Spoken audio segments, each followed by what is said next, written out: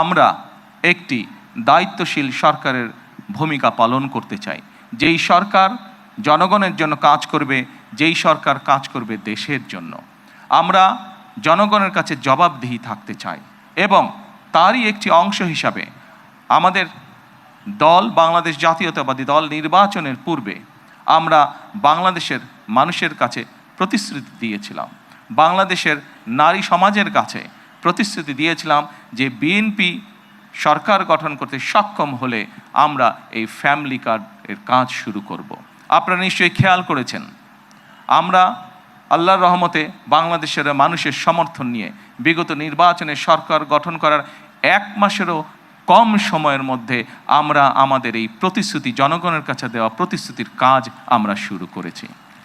এবং শুধু এই প্রতিশ্রুতি নয়, আমরা আরও কিছু প্রতিশ্রুতি করেছিলাম, তার মধ্যে যেগুলো আমাদের প্রায়োরিটি প্রয়োজন ছিল, তার মধ্যে আরেকটি আছে কৃষক কার্ড।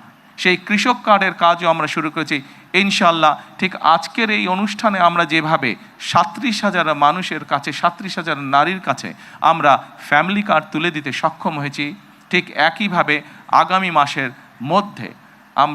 আগামী মাসের ভেতরে আমরা কৃষক ভাইদের কাছেও, বহু কৃষক ভাইদের কাছে আমরা কৃষক কার্ড তুলে দিতে সক্ষম হব ইনশাআল্লাহ।